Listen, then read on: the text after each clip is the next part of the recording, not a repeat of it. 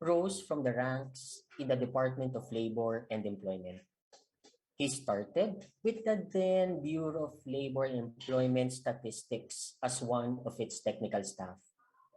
He then was assigned to the legal service, then to the Bureau of Working Conditions as its officer in charge, then to the office of the then Undersecretary Joel Maglunson, before he was assigned to the National Wages and Productivity Commission as its Director 2 for Policy and Research Service, and eventually its OIC Deputy Executive Director. Currently, he is now back with the Bureau of Working Conditions as its Director 4. Ladies and gentlemen, let us all welcome Director Alvin Curada. Thank you, Dr. Cabigan, for that generous introduction. And salamat, PICOM, for inviting us to your event in behalf of Secretary Laguesma. Kami po ay nagpapasalamat for this opportunity to communicate with you and to disseminate po itong ating Department Order 237 or the Revised Implementing Rules and Regulation of Republic Act 11165. So this is our first public engagement ng Department Order 237. Ang ginagawa po kasi namin ngayon ay internal capacity building ng aming staff. Pero po kaibigan natin yung PICOM Quezon City Chapter, kaya kayo po ang pinakaunang public engagement ng Department of Labor and Employment relative to dissemination po ng contents ng Department Order 237 Series of 2022. Ito po ay napirmahan ng September 16 and it took effect po last October 3, 2022. Next slide, please. Nung panahon po ba ng pandemic, how did the medical community deliver yung kanyang services? Kayo rin po ba ay affected yung delivery of your medical services? Ito pong pinapakita kasi ay office setting, hindi ito medical setting. Pero baka pwede mag-apply. Kasi naalala ko during the pandemic, my kids got sick. Pero hindi pwedeng pumunta sa hospital or sa clinic. Kaya ang ginawa, nag-Zoom ata or Messenger para lang makapagkaroon ng prescription. And then yung prescription nga, hindi na rin yung talagang pinipirmahan, but picture lang ng prescription, pinapadala sa Viber, and then dinadala sa Mercury para makakuha ng gamot. So ganun din, I think yan ang pinaka-common na transformation sa medical community during the pandemic. So in effect, the medical community also underwent digital transformation and implemented telecommuting during the pandemic. And siguro ngayon, hanggang ngayon, baka nadala-dala pa rin ninyo yung practices na iyon as we transition post-pandemic and into the new normal na sinasabi ng National Economic and Development Authority. Next. Yung pong ating Cisco Flexible Work Practices, o ito po yung similar company na nag-develop ng WebEx, yung Cisco WebEx, conducted po sa study on the advantages of telecommuting. Very apparent po dito na sinasabi na on the part of the employer, on the part of the workers, very significant po yung savings in terms of time and money. Alongside doon ay yung savings in fuel cost. So hindi na sila nakapan na pumunta from Quezon City halimbawa to Muntinlupa or Ortigas, hindi sila natotraffic sa EDSA or nakipagsiksikan sa MRT or some other transportation. And naalala ko nung panahon ng pandemic, there was a documentary. Hinahanap ko nga kanina because I also had a lecture on telecommuting among our staff. Hinahanap ko yung documentary na yun showing yung first time daw makita in some cities ata in Europe or in China, yung blue skyline. For the first time nakita nila ng malinaw yung skyline nila because of reduction ng greenhouse gases. So hindi na hazy yung kanilang skyline. But nung nag-transition sila post-pandemic, talaga bumalik na naman yung pollution sa area nila. There was also a finding on increasing flexibility dahil na nape-perform na yung work aside from the principal place of business to some other alternative workplaces. Meron ding magkakaibang opinion, merong findings na enhances quality of life, but maraming issues ngayon na may claims that enhances quality of life, but merong kaakibat po itong issue sa ating mga manggagawa na sinasabi nila the pandemic, the work from home arrangement, the telecommuting arrangement, nagkaroon ng impact sa kanilang mental wellness, sa kanilang mental health, kasi nag-iba ang kanilang workplace, nahirapan sila mag-transition.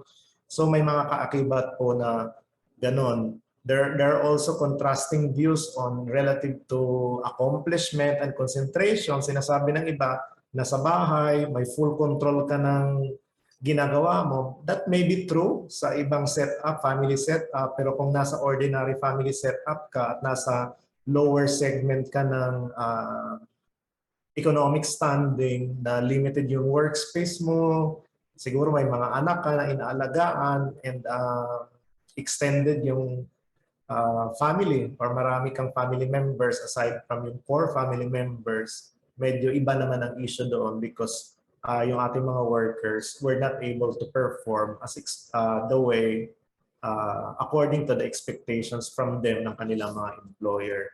But nevertheless, yung everybody naman acknowledges yung savings in time and money, as well as yung savings in fuels and cost and flexibility. But all other findings ay may mga contrasting views na pinapahayag po yung ating mga manggagawa.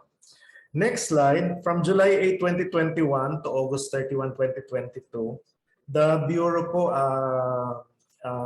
conducted required establishment to report yung kanilang implementation ng telecommuting. So makikita niyo po sa data na ito po ay establishment, number of establishment, na around 2,000 po ay galing sa National Capital Region, comprising around 66% of the total establishment that implemented telecommuting in the entire country. Ang significant number po of implementers ay galing sa Region 3, Calabar Zone, and Region 7. Makikita nyo rin po na contrary to the popular opinion and na narinig natin sa media on capacity, capability of micro, small to implement work from home arrangement, non-availability of technology, costly po yung mga telecommuting technology, pinapakita po dito na halos sa lahat ng region, except Region 12 and Region 9, may mga micro establishments that implemented telecommuting. So sinasabi po dito na even our micro and small establishments are also capable to acquire facilities, equipment to enable them to implement telecommuting arrangements. Sa next slide naman po will show you the number of workers covered by telecommuting arrangement.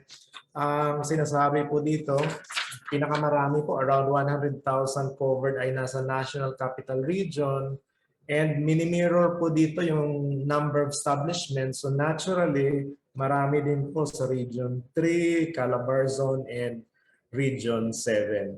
Pero kung titingnan nyo po yung number of workers covered, mukhang significant rin po ang nasa micro, around 1,000. Pero ang pinakamarami po sa large enterprises and sa small enterprises.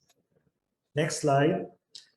The National Wages and Productivity Commission po, panahon po nito nasa NWPC pa po ako, we conducted a rapid assessment survey in October 2020, the whole month of October po, on the impact of work from home and telecommuting to workers and employers' productivity. Around 50% po sinasabi na wala po silang naramdaman na change in performance. Sinasabi naman po na around 50% din na wala halos change sa kanilang establishment activity. Pero ito po ay hindi actually measured productivity. This is a perception survey of employers implementing work from home arrangement. But I think kahit po around 50% dyan, I think significant rin po yung number of employers that replied na 18% of them noticed improved performance, and around 16% indicated that their establishment, that the productivity of the establishment increased. So maganda po talaga ito. And then we look at yung pinag-usapan ko kasi dito sa survey ay work from home arrangement.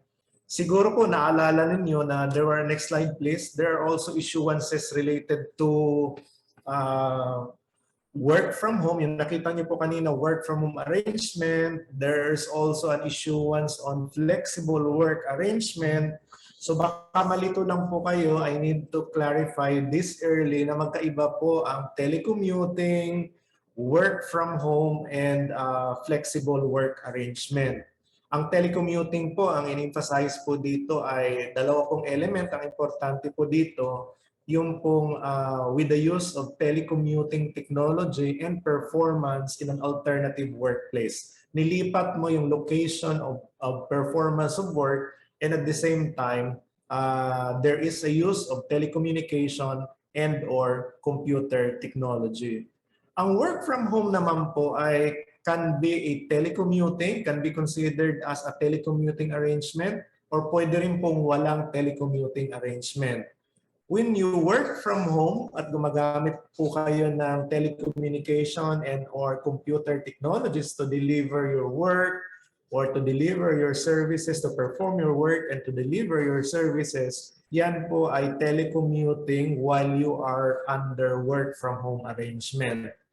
But there are also work from home arrangement na hindi telecommuting. Kung halimbawa po, dinala nyo lang po yung mga papel na pipirmahan nyo, and then the next day or the next week, ibabalik nyo lang po sa office yung signed copy. So wala pong use ng telecommunication and or computer technology. Kaya po ang sa kanya ay work from home arrangement lang. Wala pong telecommuting technology. Next slide. Magkaiba rin po ang difference ng telecommuting tsaka flexible work arrangement. Yung flexible work arrangement po, ito po yung job rotation, compressed work week, and other arrangement. Pag binasa niyo po yung description ng mga arrangement na ito, it really, those arrangement introduced flexibility in schedule. While yung telecommuting po, flexibility in work location. So magkaiba po sila ng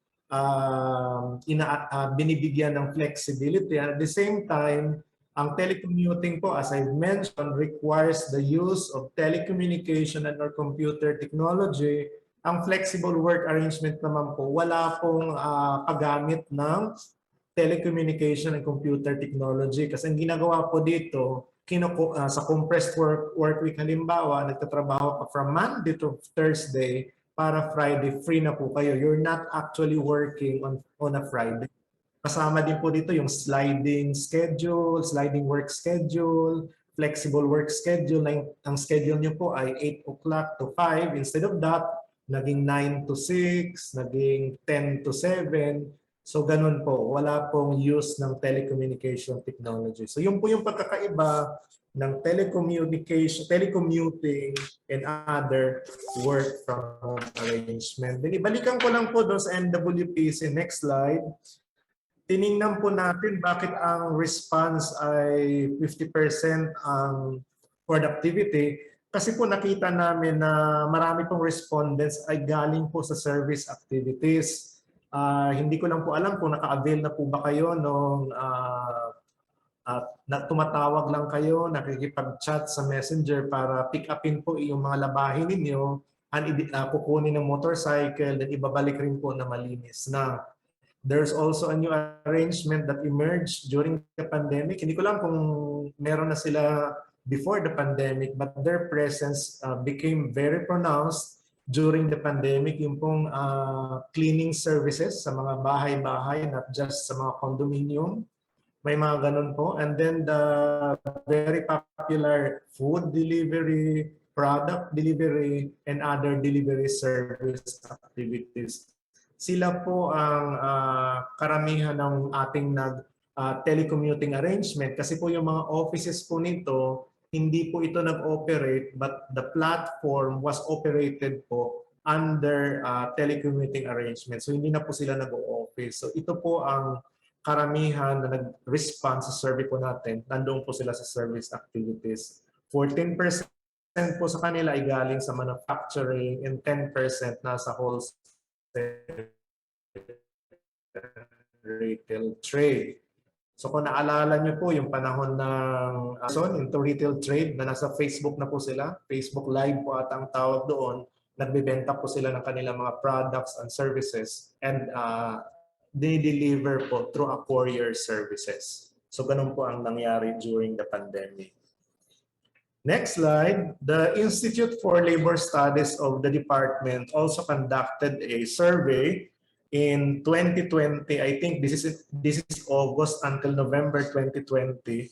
And nakita po nila yung perception of respondents on implementing work from home arrangements. So marami po sila. Siguro, katulad din siguro ng medical community, ang kanila pong reason ay to prevent COVID-19 infection in the workplace and at the same time to implement social distancing protocols.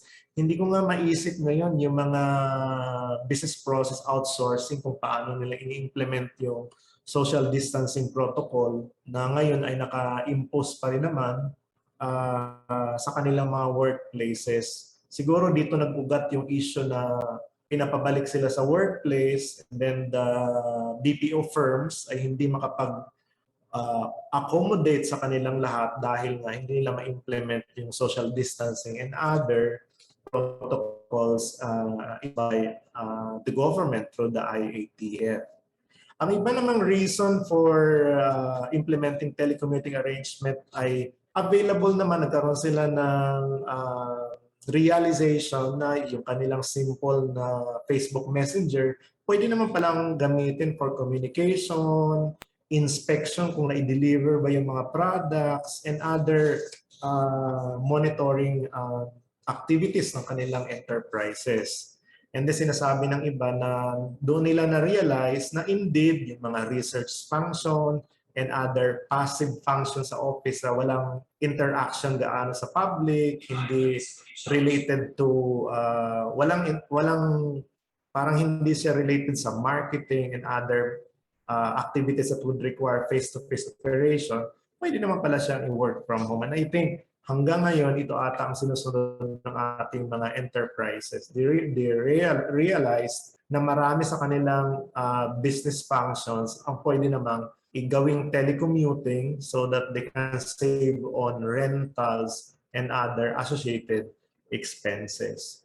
Itong study kasi kinandak na during the pandemic, kaya lumitaw yun yung walang public transportation and hirap din sila sa company service vehicle dahil nga may mga incidents na nagpa-positive yung mga driver and then nai-infect yung mga empleyado din nila. I think hanggang ngayon, nandito pa rin yung issue ng public transportation kasi sa isang meeting namin ng LTFRB, sinasabi na hindi pa rin nakakabalik yung ibang ruta ata in Metro Manila. Next slide, RA 11165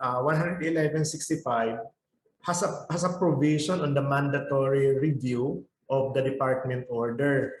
Kasi po yung Republic Act, inimpose rin po niya na magkaroon ng pilot program ang Department of Labor and Employment. Pero po ito naging batas at nagkaroon ng implementing rules. Papalapit na po, August po ito nagkaroon ng implementing rules. Malapit na sa nung onset po ng pandemic in December and January 2020. Kailan ba ito napirmahan? Ayun, onset na ng pandemic. Kaya po ang anecdote palagi sa office namin at the National Wages and Productivity Commission, sinasabi, kami kasi ina-advocate namin yung digital transformation sana ng ating micro, small, and medium enterprises. Hirap kami noon kumuha ng best practice and pwede sana namin gawing maging champion on digital transformation. When the pandemic came, lahat ng aming ay shifted to digital transformation. Under digital transformation, adapted telecommuting. So ang anecdote nga namin or joke namin sa office is that ang pandemic pa pala ang nag-compel sa ating mga enterprises to finally embrace yung concept or yung perspective digital transformation. So dahil hindi nga pilot program, so upon assumption ni Secretary Laguesma in July 2022 this year, ang kanya pong isa sa mga unang directive is to review at least 3 issues, including po yung occupational safety and health issuance, occupational safety and health standards, and kasama po dito, ito pong telecommuting department order. So nagkaroon po ng at least 3 tripartite executive committees. Kasama po namin dito yung mga kaibigan namin sa OSH, sila Edites, si Doc Jing, kasama po namin sa review, and nakita po nila, need po yung discussion sa ibang provisions ng department order sa pagitan po ng ating labor sector and employer sector representatives. So we had 3 meetings, very fruitful meetings, and then nagkaroon po ng National Industrial Peace Council meeting or NTIPC. Ito po ay ginanap sa OSH, sa Quezon City, and then nagkasundo po yung both parties sa mga provisions ng Department Order as now written as Department Order 237. Next slide. Gusto ko pong ulitin na meron pong 3 element yung telecommuting. Saan na ba yan?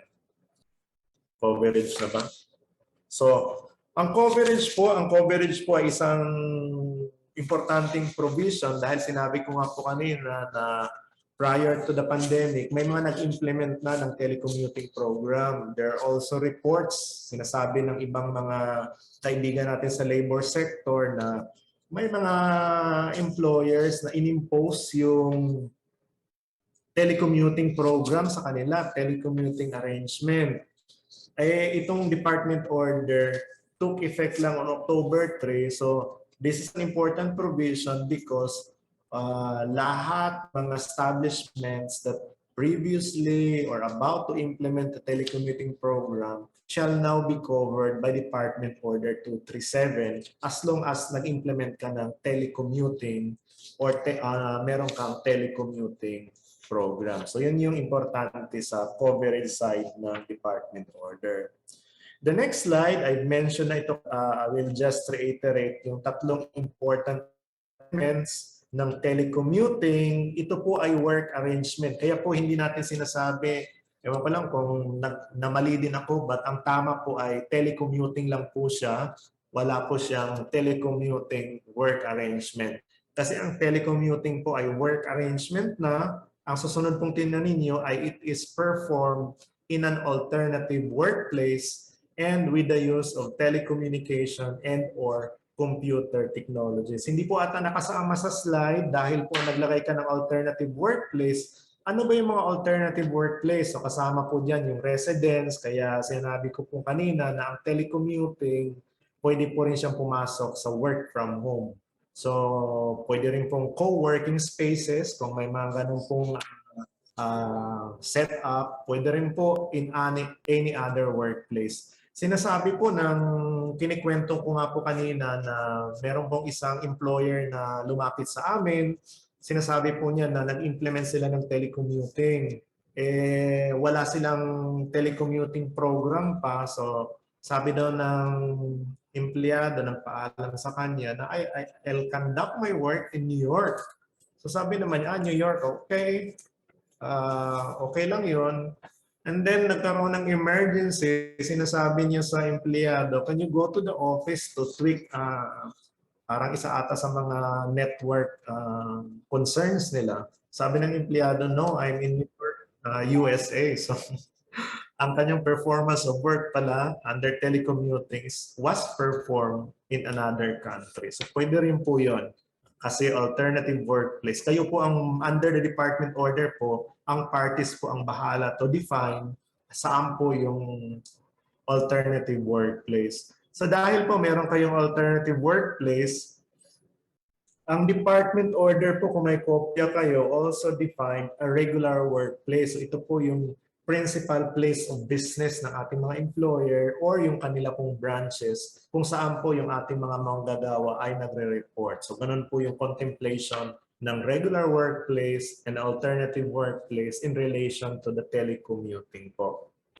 Next slide. Dahil po ito ay work performed other than the regular workplace, may mga concerns po on minimum labor standards and diminution, working hours. The department order po reiterated na dahil ang telecommuting ay paglipat lang ng performance of work or location lang po ang naiba, ang ating po mga manggagawa on telecommuting ay entitled sa minimum labor standards and yung kanilang mga benefits po na ini-enjoy. Wala po dapat non-diminution. So may tanong naman dito sa amin dahil nagkandang kami ng internal capacity building on this topic. Sinasabi nila, paano yung mga empleyado na nabigyan ng transportation allowance? Nasa residence sila, naka-telecommuting, nasa residence. Will it constitute diminution dahil wala ng transportation allowance kasi wala ng transportation?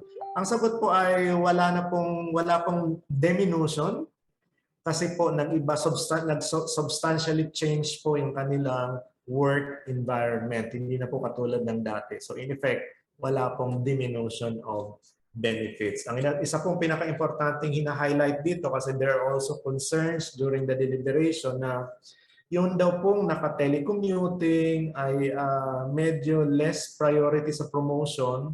Mas napopromote po yung nandoon on-site kasi nakikita ni manager siguro paano magtrabaho yung on-site.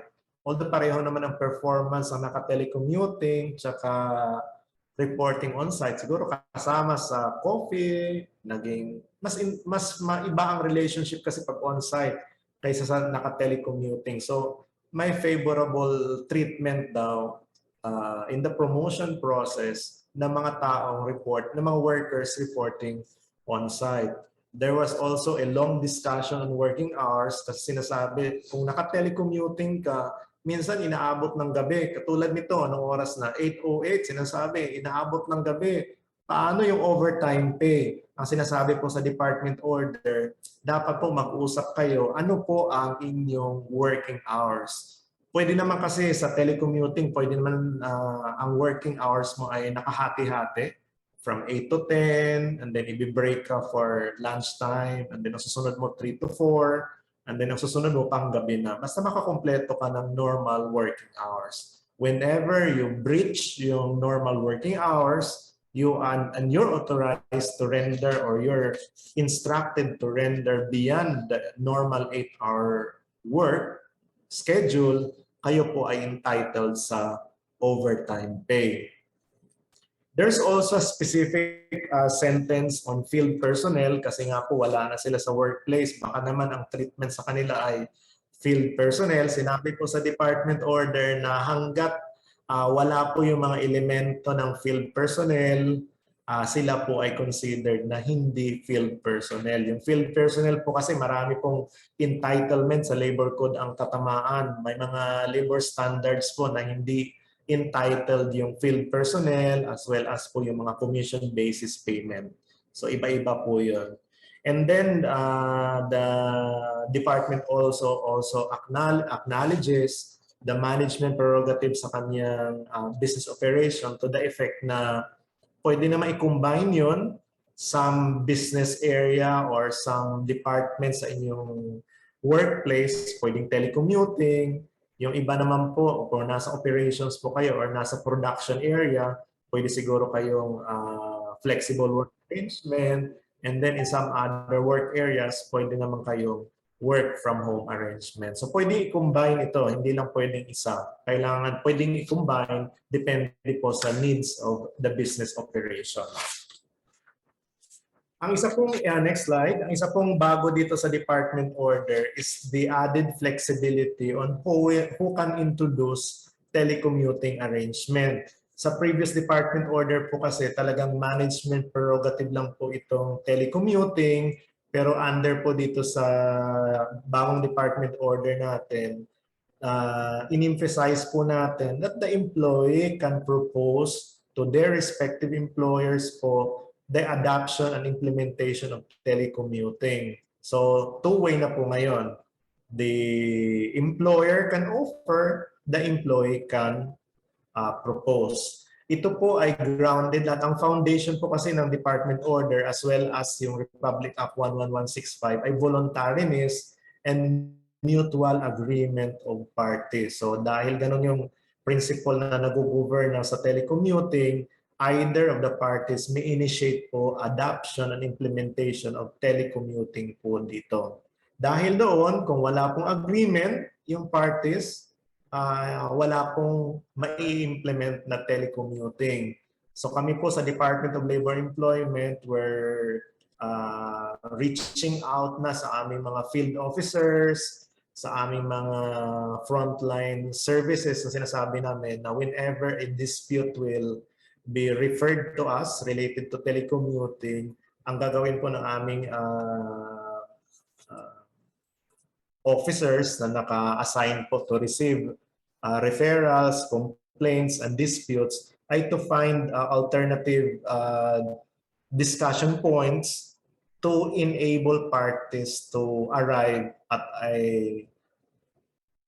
to agree to implement telecommuting. So ganun po yung function namin. Pag-usapin po yung parties para po ma-facilitate the adoption and implementation of telecommuting.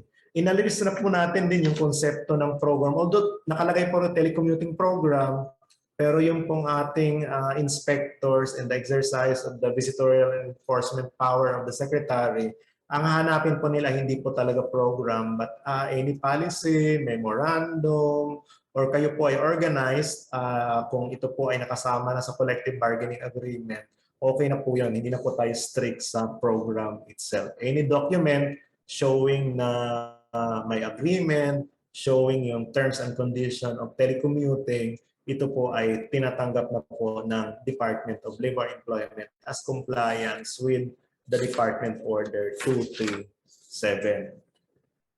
Next slide. Ang susunod pong slide is about fair treatment. Telecommuting programs. So telecommuting po, dahil nag-agree na kayo, ito po yung mga areas kung saan po kayo mag-agree. Ang una po ay eligibility. So dito po dapat mag-usap yung parties. Sino po ang pwedeng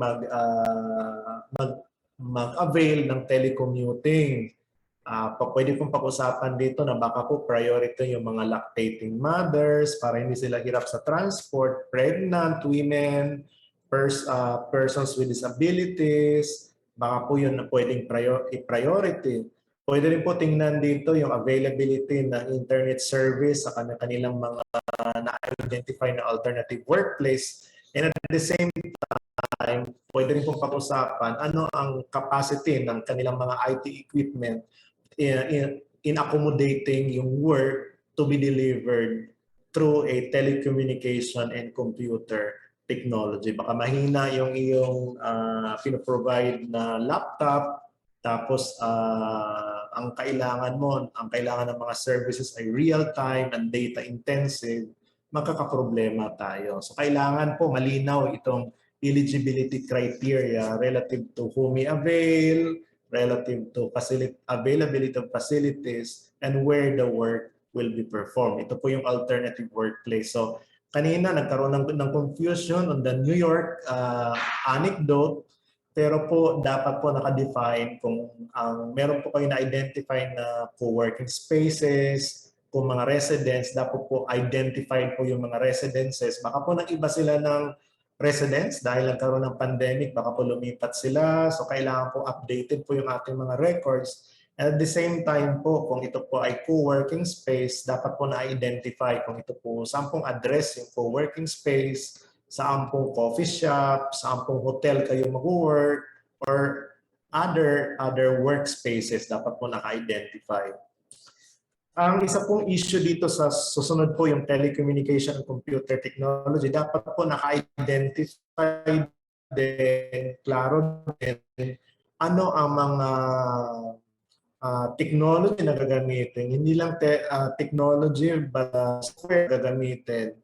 Naka-install na ba yung mga software, and dapat trained yung ating mga workers na mag-telecommuting sa mga paggamit po ng ating mga softwares. Ang isa pang sa mga contested issue during deliberation na matagal din ang usapan is the issue of occupational safety and health. Sinasabi nila, paano na ngayon yung occupational safety and health? Meron tayong occupational safety and health standards, meron tayong Department Order 198, paano siya ma-implement sa telecommuting kung ang ating mga workers ay nasa residences. Ito po ay mahirap na issue, challenging because there is a constitutional prohibition against conduct of inspection in our houses. Guaranteed po tayo ng security sa ating mga bahay. So hindi po mape-perform ng inspectors itong kanilang function in ensuring implementation of occupational safety and health. Isa pa sa mga usapin dito sa occupational safety and health na maganda rin po mapag-usapan ninyo and you can propose to us paano ito maitawid itong issue ng occupational safety and health is the issue on ano ba dapat ang workplace ng isang empleyado na naka-telecommuting. Meron po kasi yung sinasabi nila, may mga proposal po na may mga sizes requirements, may mga proposal po na table, facilities na dapat meron to enable or to be qualified sa telecommuting. Pero po yung iba po natin mga labor sector, sinasabi na it discriminates yung ating mga workers na nasa mababa po na segment ng society. Mahihirap po natin ng mga workers na katulad po na nasabi ko kanina on extended family arrangement, or yung table po nila ay dining table lang, so paano magtatrabaho. So this is a challenge of occupational safety and health at kailangan po nakapaloob po yung i-implement na occupational safety and health intervention, kung hindi man program yan, intervention sa occupational safety and health po ng kumpanya. The employer itself should amend yung kanyang occupational safety and health program and provide flexibilities and interventions for employees po na nasa work from home arrangement na using computer technology. O kung kayo po ay nasa co-working spaces, dapat po alam din natin how safe yung ating mga empleyado sa nasa mga co-working spaces. Kung nasa bahay man sila, dapat aware yung ating mga safety officers ano ang risks na meron sa kanilang bahay, and appropriate advices and information should be given to those workers para po maiwasan po yung occupational diseases, illnesses, and accidents. So dito po dapat po nandoon yun sa occupational safety and health program. Dapat po ito mag-usap pa rin po kami ng Occupational Safety and Health Center ni EDTES ang kanya-kanyang mga technical staff. Paano po ito magkaroon ng defined occupational safety and health program for telecommuting. Kasi po ngayon hinahanap po yan sa amin, kaya po dapat pag-usapan po ulit. If you have suggestions from your experiences engaging with the private sector, let us know, and we appreciate po if you can communicate your suggestion, proposal to us as soon as possible po, because we will be reviewing the occupational safety and standards, the Department Order 198, after po nitong Department Order 237. Isa po sa mga pinag-uusapan din yung performance evaluation, kasi sinasabi nga po na kahit naman may performance, even if there is performance evaluation, there is a performance metrics, very defined, but the employers daw unilaterally changes the performance metrics to favor workers working on site and to deprive workers under telecommuting of benefits, incentives that are performance-based. So yung po sinasabi ng ating labor sector. The next one is in the Code of Conduct. Dapat po maayos po talaga yung Code of Conduct. Dapat po ma-amend yung company policy relative to Code of Conduct on the delivery po of work, on the performance of work and delivery of services of telecommuting workers. Katulad po sa atin ngayon, ako po ay naka-telecommuting, hindi ko lang po alam kung naka-telecommuting rin po kayo. So ano dapat ang Code of Conduct? Naka-turn on po ba yung camera natin? Naka-turn off yung camera? ano po ba yung proper demeanor, dress code kung may ganun man, lahat po yan ay dapat malinaw sa code of conduct. Of course, we also need to ensure yung personal information of our workers as well as po yung mga proprietary information of our businesses and employers should be protected po pursuant to existing laws and regulation on data privacy and related issuances po ng Department of Information and Communication Technology. In areas po na medyo susceptible sila sa natural or may mga incidences of human-induced disasters, dapat po in place yung emergency protocol. So dito po papasok yung business continuity plan. So sa business continuity plan, dapat po na-address dyan yung continuity of services through telecommuting po natin. Paano i-perform availability of technology and data connection or internet services. Another contested issue po dito sa department order is on duration. Gaano ba katagal dapat yung duration ng telecommuting? Kanina lang may nagtanong sa akin na 6 months lang daw yun. Yung pong 6 months, para lang po ito doon sa alternative work arrangement. Nakasaad po doon yung panahon po ng 2009 financial crisis. Nagkaroon po ng department issuance on alternative work arrangement which was reiterated in subsequent issuances. So nakalagay po yung 6-month period. Pero dito po sa telecommuting, hindi na po ganon. Parties po may agree on the duration of telecommuting, including po mechanism for pre-termination or expansion. Kailangan din po nakalagay sa telecommuting program yung dispute resolution. Paano pag pinabalik na at ayaw pinabalik? Paano pag may mga violation sa code of conduct? Paano pag may mga performance, low performance? So that should all be accommodated by the appropriate dispute resolution in the workplace. Next slide. On the fair treatment provision naman po, hindi na po natin ito gaano i-discuss because wala naman pong binago dito. In essence po, sinasabi ng fair treatment. Can you advance to the next slide, please? Sa fair treatment. Sinasabi po sa fair treatment na in essence po, marami po itong provision, but in essence po, sinasabi lang po dito na whatever benefits yung ating mga workers, whatever benefits provided to our workers reporting on-site should also be provided to our workers in telecommuting kung sila po ay naka-telecommute. And then aside from that, if there are access to trainings, if there are opportunities for promotion, dapat po parehas po sila.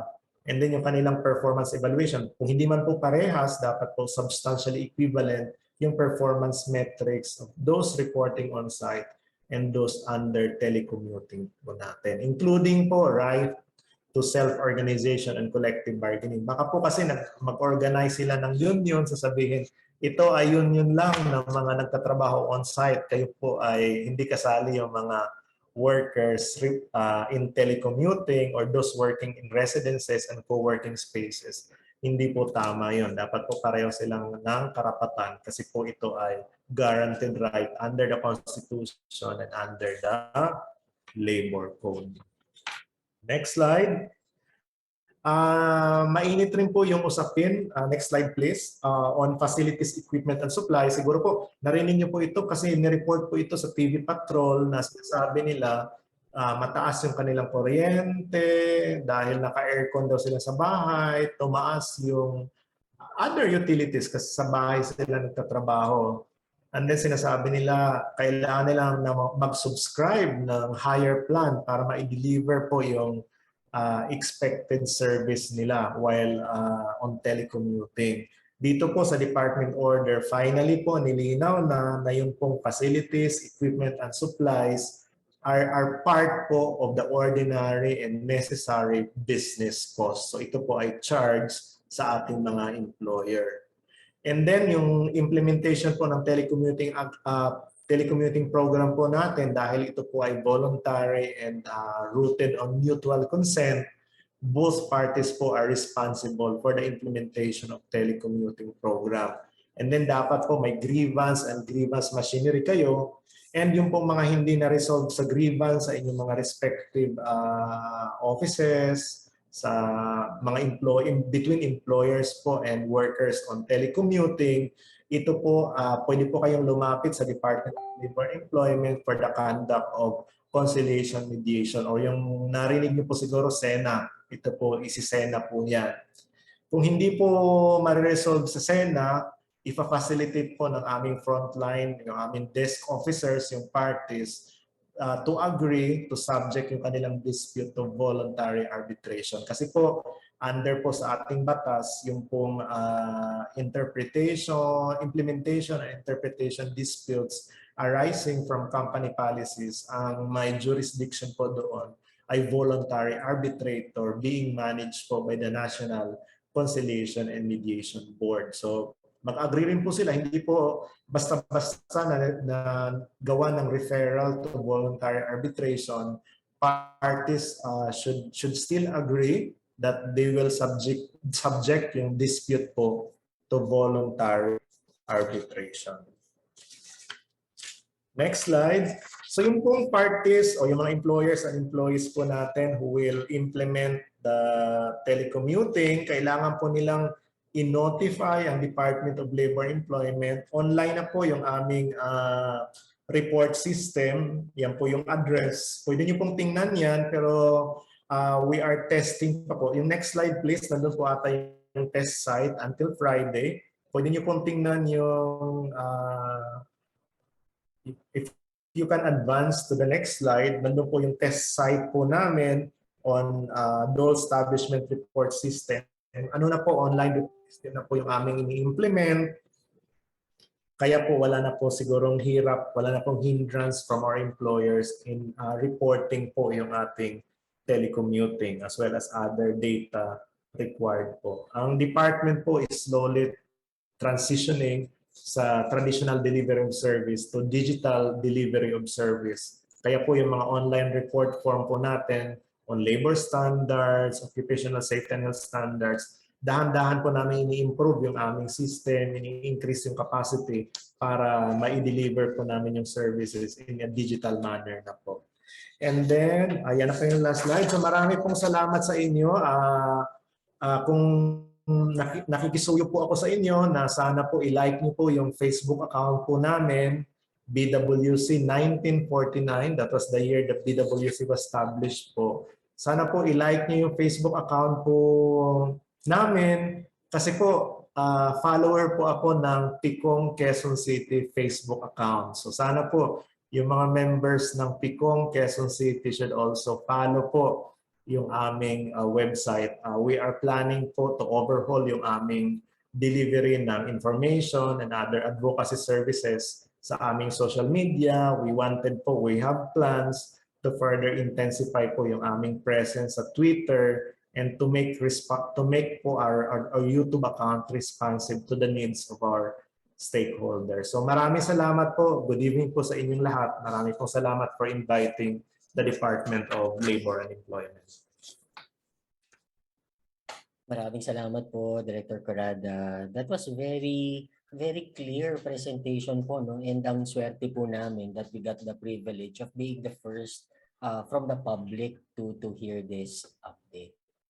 So at this juncture, let us officially start our open forum. So medyo marami rin pong questions, Director.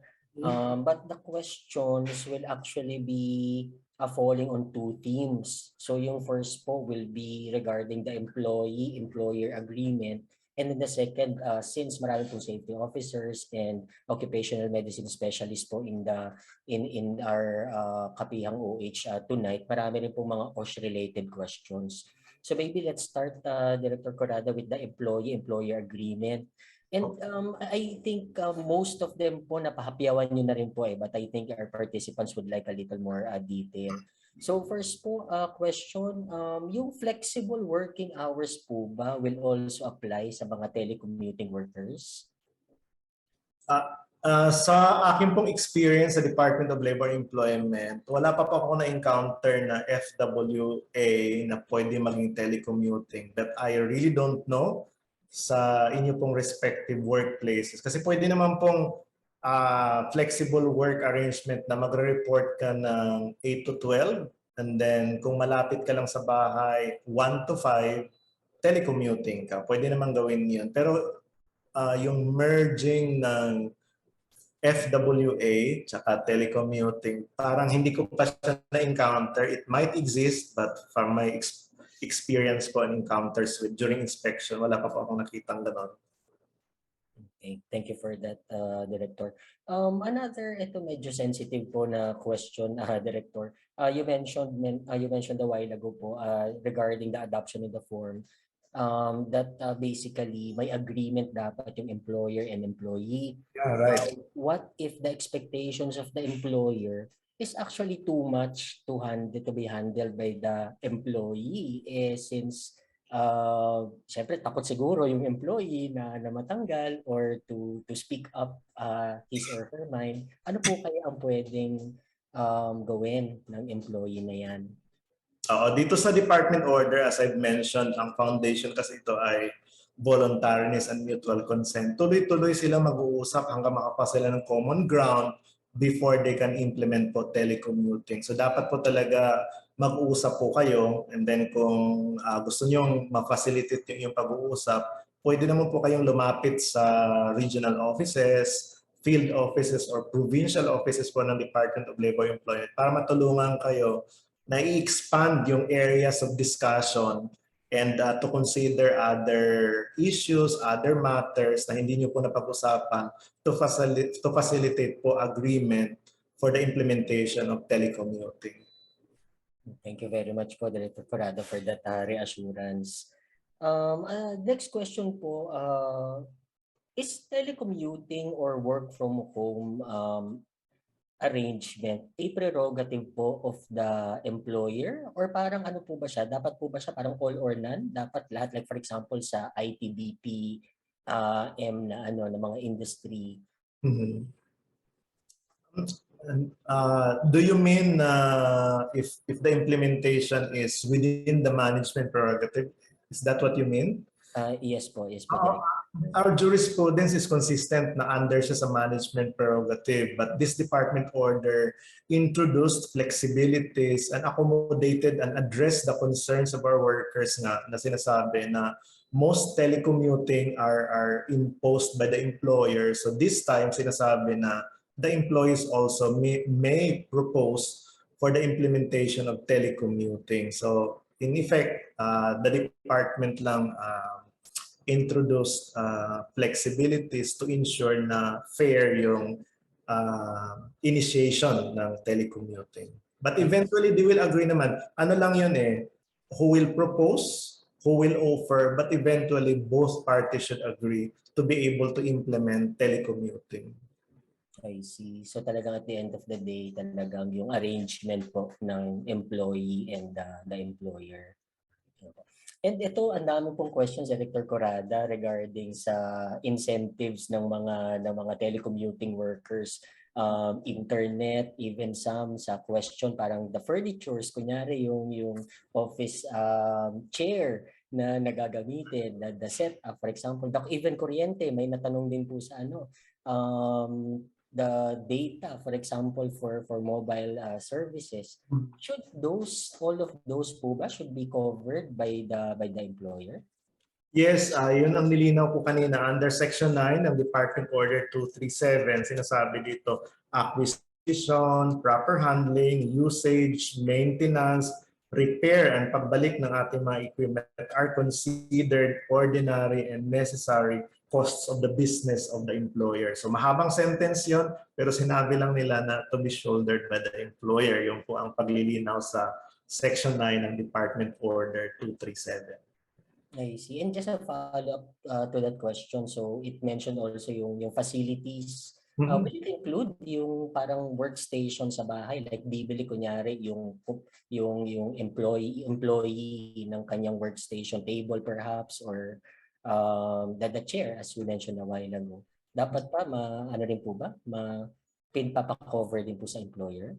I must say na it's a difficult question kasi ang condition kasi for implementation ng telecommuting ay agreement. So depende ngayon yan sa program nila kung ano ang nakasaad, anong ipoprovide ng employer, ano ang counterpart naman ng employee. So pag-uusapan nila doon sa elements ng telecommuting program under Section 6 kung ano ang laman ng telecommuting, yung eligibility nga.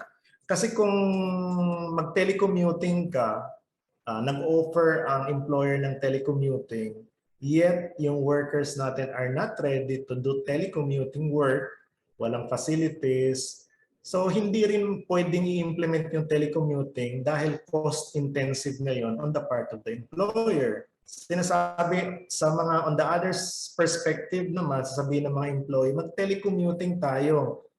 Pero bibilhin mo lahat ng equipment, dadalhin mo sa bahay, including your ergonomics chair. So, hirap din tayo mag-agree doon. So, ang gagawin talaga ay mag-uusap-usap sila. Kaya nilatag natin sa Section 6 yung mga elements na pwede nilang areas for discussion na pwede nilang pag-usapan para ma-implement po talaga yung telecommuting arrangement, including eligibility. May malakas bang internet connection?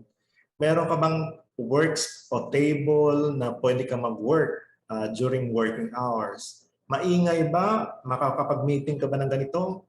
Kung night ang schedule mo, may malinaw na ilaw na katulad dito na medyo madilim nga dito sa office. So, yun yung pag-uusapan ng ating ng both parties to be able to implement telecommuting.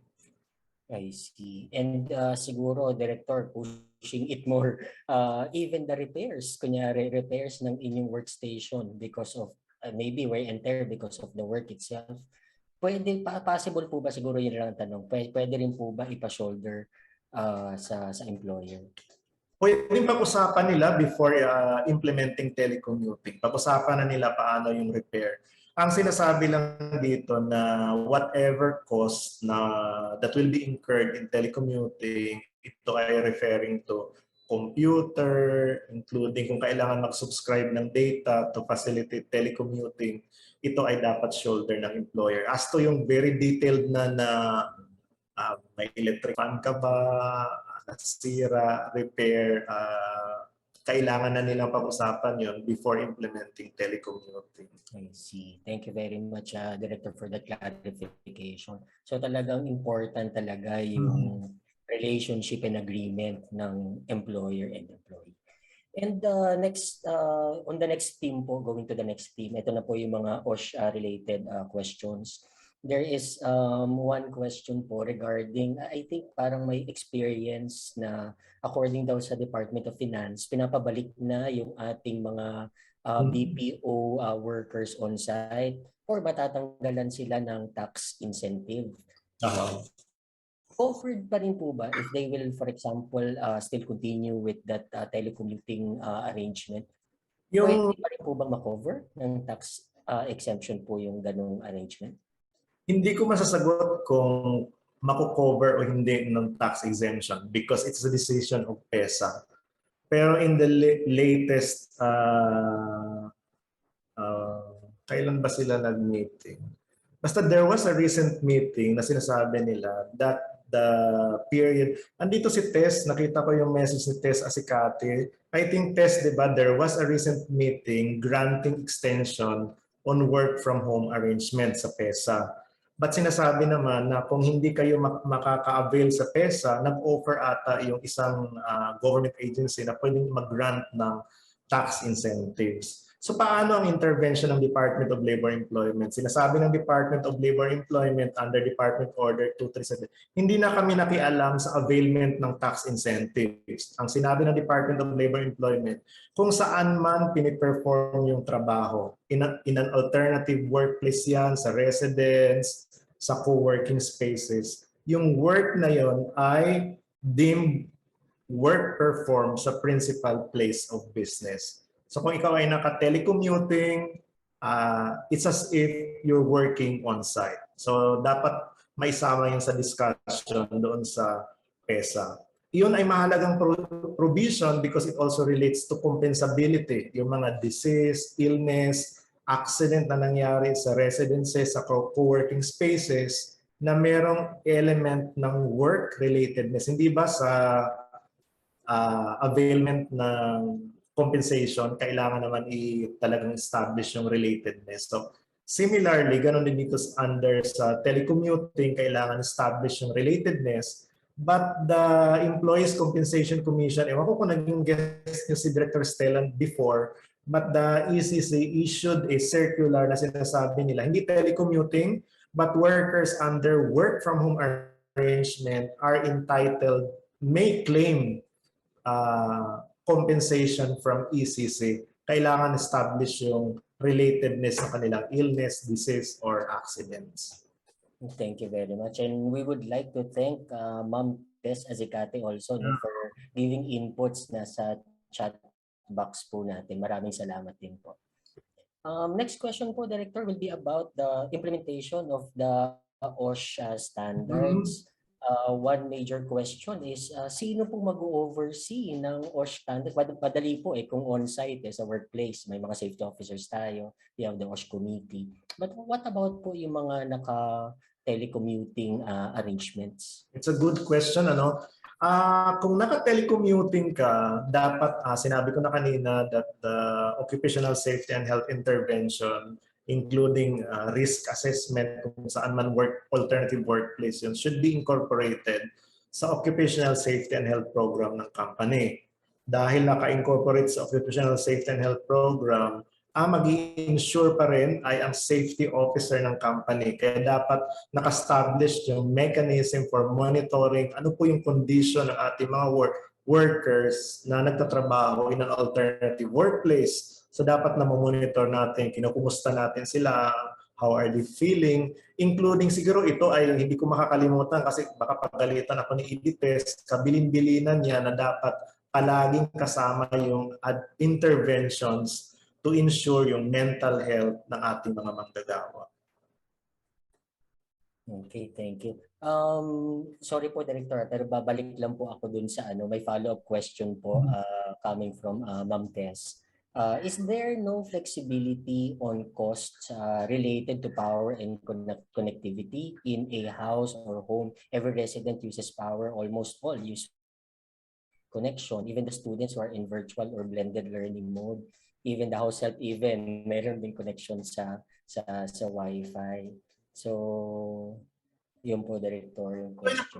Napag-usapan nito during sa isa sa mga deliberation, but ang pronouncement nga, dapat ordinary business cost yun ng employer. Pero wala namang prohibition dahil ito ay, while sinabi na yan, parties may still agree na isubsidize yung internet connection dahil hindi naman solely devoted yun for telecommuting. Pwede naman pag-usapan na baka 75% lang, 25% ay para naman sa'yo kasi ginagamit naman yan ng mga estudyante, ginagamit mo siguro sa Netflix naman yan. Isa sana lang yung test sa pag-uusap natin. Wala namang prohibition for agreement. While there is a provision of law, nare-recognize naman po at established by jurisprudence yung voluntary agreement ng parties as an exception po dito sa ating provision. Thank you for that, Director Corrada. Yung mga remaining questions po will be regard po sa actually I think sa RA 11058 sa strengthening ng ating OSHA standards. May provision po doon na, di ba, na may number of safety officers required per certain number of employees. Kasama rin po ba yung sa pagbilang yung mga telecommuting workers po natin? Nag-issue ang department na clarification dyan at sinusundan namin hanggang ngayon na only those reporting on-site ang i-consider on number of safety officers and other occupational and health personnel. Pero sinabi ko na nga kanina na hindi dapat nakakalimutan yung ating mga workers na naka-telecommuting in monitoring also. And even pinakauna siguro as assessment ng risks kung saan man yung ating mga manggagawa ng trabaho. And then kung may mga risks na na-identify, ano dapat ang intervention? Ano dapat ang mga information na malalaman nila to prevent further illness, to prevent accidents, and and other hazards, ma-eliminate yung hazards kung saan man silang alternative workplace. It will still be part of the responsibilities, many responsibilities of a safety officer. I see. Thank you po. Yun po, napakalinaw po, no, ng sagot po ni Director Curada with that question. Director, what about yung mga mga workplace policies like kunyari APE, random drug testing, for example. So, of course, it will be very difficult for telecommuting workers, especially for those na baka may 100% talaga na off-site ang kanilang trabaho. Will there be advice po or provisions that will basically parang mabigyan po ng direksyon yung mga employers regarding this? Relative to ganyan mga drug testing, mga annual physical exam, hindi pa talaga napag-uusapan yan, I must admit, kasi we are transitioning and inisip namin na we will address that soonest when we review Department Order 198. Pero siguro logic would dictate na only those reporting on-site will be subjected to the annual physical exam. Before siguro, they were allowed to do telecommuting work. Meron kayo sigurong record ng annual physical exam, ano? So, kasi importante yung APE in claims related to compensation and work-relatedness. So, kung hindi rin masasubject yung ating mga empleyado sa annual physical exam and other health monitoring mechanism, mahirap din sila makapag-claim ng health-relatedness. So, baka meron lang gawan siguro ng paraan na parang isang araw sa kanilang telecommuting work ay mapuntahan sa clinic at siguro mag-accredit ng clinic siguro in one of the clinics. Kung ang office mo ay Makati, maraming empleyado sa iyo ay nasa Quezon City, baka isa sa mga clinic sa Quezon City, pwede silang pumunta on an appointment basis and ang i-result, ita-transmit na lang sa central office just to accommodate yung physical exam. Kung drug testing naman yun, siguro unahin mo yung reporting on-site kasi sila ang nandoon at marami yung on-site, they're working together. At susunod, schedule mo sila for conduct of drug testing for those under telecommuting. Thank you po, Director. Actually, na-answer niyo rin yung next question about accidents and then illnesses sa bahay, no? So definitely we need to establish the relatedness talaga to the work, which is oftentimes very, very difficult to be honest. And to one of our participants po, Director Cuada, meron daw pong revised na OSHA standards. Meron daw sa TWG po ng mga tinmans, ang dami pong mga inside information. Kinukumusta lang po, nasaan may update na tayo? Nasaan na daw po yung revised OSHA standards na yan? Tama siya. Binili niya ni Esco Cueco sa amin. Although siya din naman ang aming nag-head dyan sa technical working group sa review ng occupational safety and standards. We have yet to meet again on all standards. Pero nasa akin yung copy. I'm reviewing it kahit maraming trabaho. Pero kailangan talagang magkaroon ulit ng consultation and dapat naka-align yan because we will be reviewing the Department Order 198. We wanted everything to be aligned as well as dapat prospective yung ating safety and health standards. So the emerging work and employment arrangements should also be considered para within the context ng what will happen in the future. I mean, prospective dapat yung standards kasi mahirap at taon-taon nag-amend. I see. Thank you po. So talagang working document talaga siya, yung updates na yan. So actually, Director Curada, I think you answered all of the questions ng ating participants already. So at this point po, can we ask for a take-home message para po sa ating mga participants? Take-home message. Yun natang pinakamahirap ng take-home message.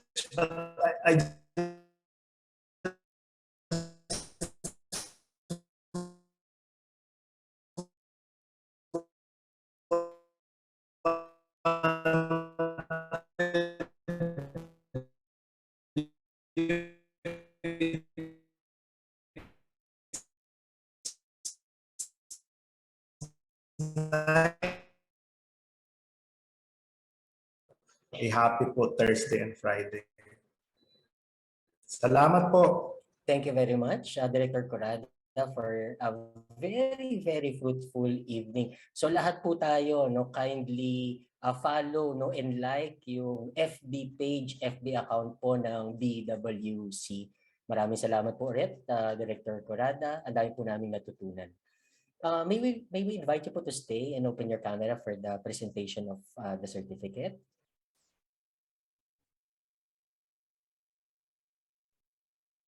The Quezon City chapter is respectfully presenting our certificate of appreciation to Attorney Alvin D. Corrada, Director for Bureau of Working Conditions, Department of Labor and Employment.